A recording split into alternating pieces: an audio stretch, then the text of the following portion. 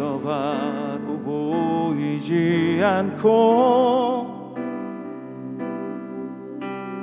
막혀버린 삶의 현실들 가슴 속에 시린 눈물과 두려움에 지쳐버린 내 삶 아픔 속에 서 있는 내게 안타까워 손 내미시네 눈을 뜨니 주님 계시네 나를 안고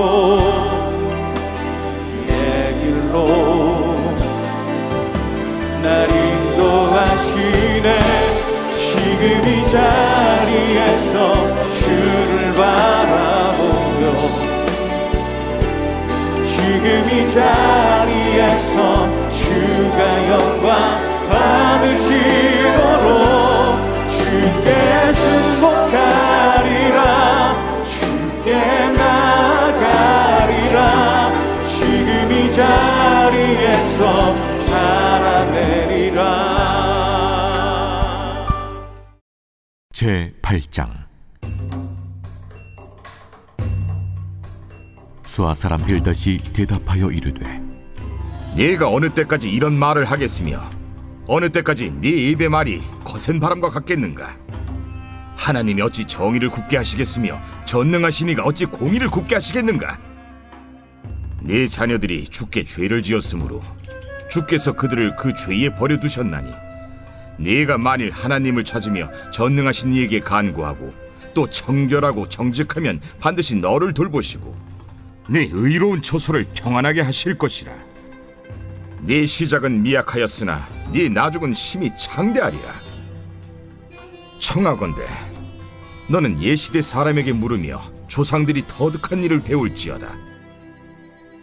우리는 어제부터 있었을 뿐이라 우리는 아는 것이 없으며 세상에 있는 날이 그림자와 같으니라. 그들이 네게 가르쳐 이르지 아니하겠느냐? 그 마음에서 나오는 말을 하지 아니하겠느냐? 왕골이 진펄 아닌 데서 크게 자라겠으며 칼대가 물 없는 데서 크게 자라겠느냐? 이런 것은 새순이도다 아직 뜯을 때가 되기 전에 다른 풀보다 일찍이 마르느니라.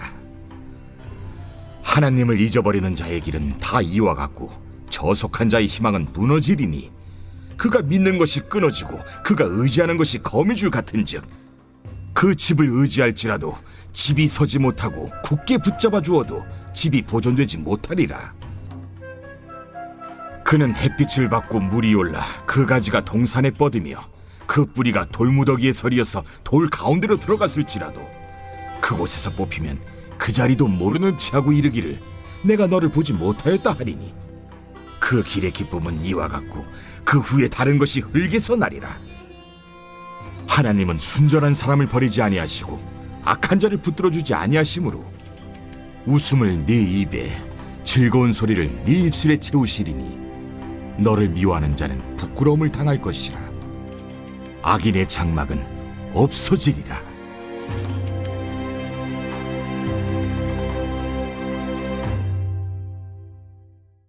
할렐루야. 오늘도 말씀으로 하루를 시작하는 여러분들을 주님의 이름으로 축복합니다. 사랑이 빠지면 독이 됩니다 라는 제목으로 말씀을 증거하도록 하겠습니다. 제가 어릴 적에 말을 잘 안 듣고 고집을 부릴 때면 부모님께서 하시는 말씀이 있었습니다. 어른 말을 잘 들으면 자다가도 떡이 생긴다라는 것이죠. 커서 돌아보니 어른들이 들려주는 어떤 이야기들, 그들이 가졌던 경험이나 지혜는 미숙한 어린아이나 젊은이들의 실수나 실패를 줄여주는 소중한 자산이구나라는 생각이 듭니다. 이런 점에서 전통이라는 것은 더 그런데요. 전통은 한 사람의 경험이 아니라 사회 구성원들의 공감을 결쳐서 오랫동안 인정되고 보편적인 규범으로 내려오는 것이기 때문입니다. 거기에는 지혜와 질서 그리고 교훈이 있죠. 그런데 어른들의 말이나 전통이 항상 옳은 것만은 아닐 때가 있습니다. 왜냐하면 과거의 것들은 지금 일어나는 시대적인 상황이나 어떤 변화 그리고 변수들을 모두 고려할 수 없기 때문입니다. 그렇기에 기존의 것만 고집하고 강요한다면 거부감이나 또 부작용들을 불러일으킬 수도 있는 것이죠. 그러나 이전이나 지금이나 계속 유효하게 만드는 것이 있습니다. 무엇이냐면 바로 사랑입니다. 사랑을 더하는 것이죠. 사랑은 상대를 생각합니다. 사랑은 이전이나 지금이나 앞으로도 함께 울고 함께 웃으며 하나가 되게 만들고 또 성장케 하는 힘이 있습니다. 그렇기에 전통이나 원칙에 사랑이 더해지면 약이 되지만 사랑이 빠지면 독이 되고 마는 것입니다. 오늘 말씀을 이런 관점을 가지고 함께 살펴봤으면 좋겠습니다. 오늘 본문은 빌닷의 말로 시작을 합니다. 욥기 8장 2절에서 4절입니다. 내가 어느 때까지 이런 말을 하겠으며 어느 때까지 내 입의 말이 거센 바람과 같겠느냐. 하나님이 어찌 정의를 굳게 하시겠으며 전능하신 이가 어찌 공의를 굳게 하시겠는가. 내 자녀들이 주께 죄를 지었으므로 주께서 그들을 그 죄에 버려 두셨나니. 욥기에는 욥을 비난하는 세 친구들이 등장을 합니다. 엘리바스, 빌닷, 그리고 소발입니다. 이들에게는 공통점이 있는데요. 바로 인과응보의 원리로 욥을 정죄하는 것입니다. 그런데 엘리바스, 빌닷, 소바스로 갈수록 이들의 말은 더욱 차갑고 거세집니다. 우리는 엘리바스의 비난 이후에 욥이 항변하는 것을 들었습니다. 자신은 죄를 저지른 적이 없고 믿어달라고 요청했죠. 그리고 자신이 내뱉었던 불평의 말들도 너무 고통스럽기 때문이라고 말한 것을 들었습니다. 그러나 오늘 이어지는 빌닷의 말은 너무나 무정하고 차갑기 그지없는 것이죠. 욥의 억울함과 호소들은 더 이상 듣기 싫다는 듯 너가 어느 때까지 말할 것이냐라고 이야기합니다. 그리고 너의 말은 파괴하는 거센 바람 같다라고 말하는 것이죠. 무엇보다 욥이 가장 아파할 상처인 자녀에 대해서 너무 폭력적으로 말합니다. 무엇입니까? 하나님은 정의를 굳게 하는 법이 없으니 내 자녀들이 죽은 것은 분명히 죄를 지었기 때문이다 라는 것이죠. 우리는 욥의 자녀의 죽음이 그들의 죄 때문이 아님을 잘 알고 있습니다.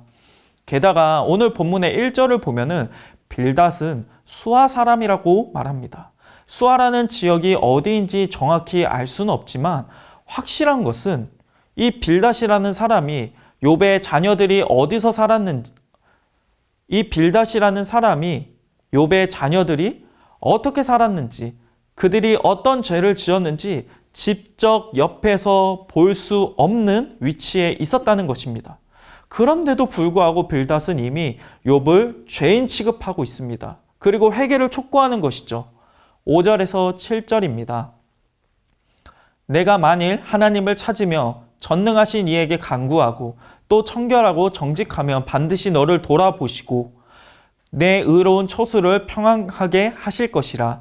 내 시작은 미약하였으나 내 나중은 심히 창대하리라. 오늘 우리가 함께 본 7절 말씀, 내 시작은 미약하였으나 내 나중은 심히 창대하리라는 말은 많은 사람들에게 위로와 용기를 주는 말씀으로 오용되어서 쓰이곤 했습니다. 그러나 정확한 의미는 무엇이냐면 회개를 강요하는 것입니다. 어떻게 보면은 좋은 말이지만 욥에게는 적용할 수 없고 폭력적인 말이었던 것이죠. 욥은 숨겨진 죄 때문이 아니라 신실한 때문에 고난받고 있기 때문입니다.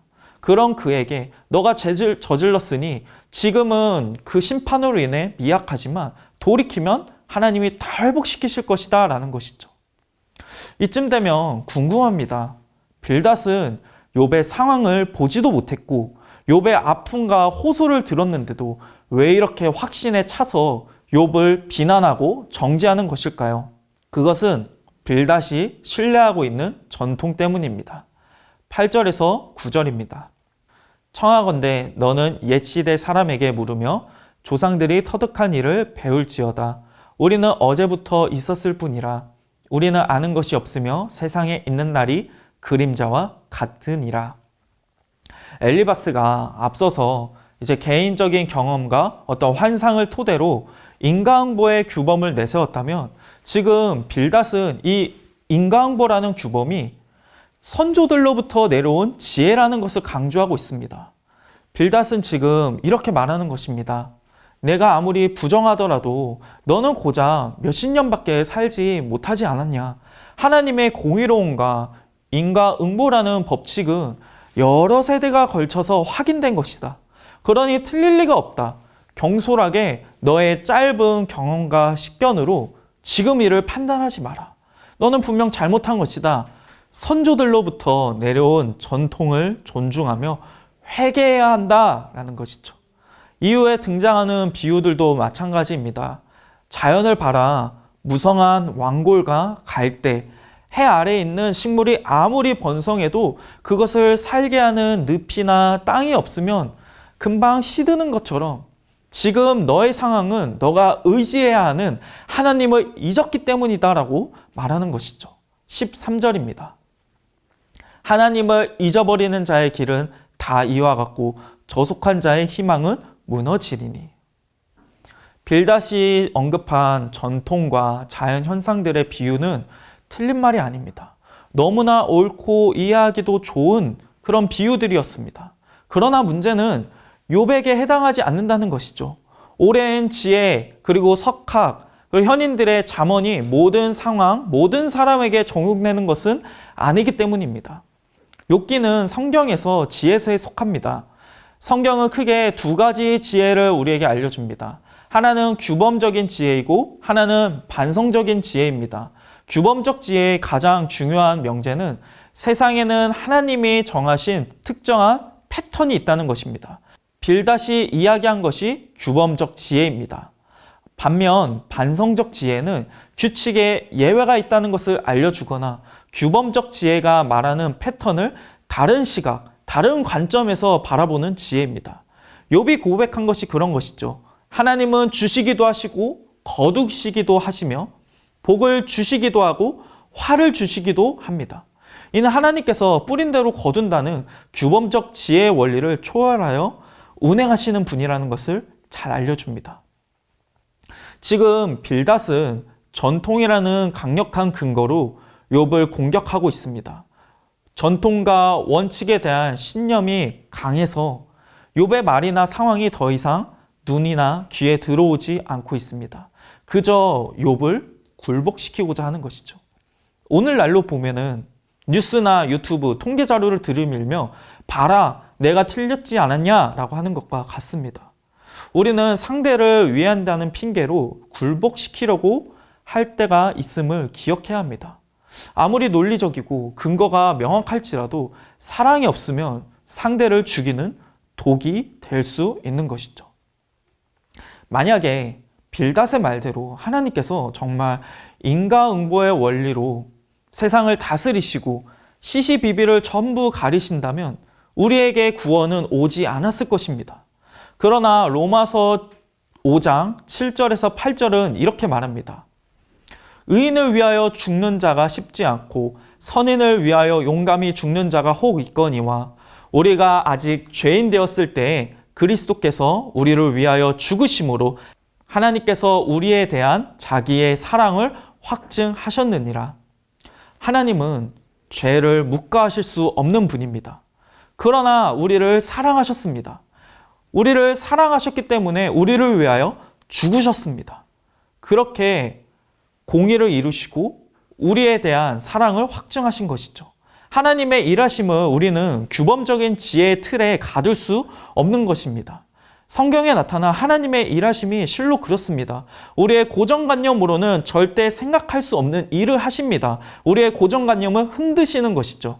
무에서 유를 만드는 창조를 우리가 상상이나 할 수 있습니까? 죽었다가 다시 살아나는 부활은 어떻습니까?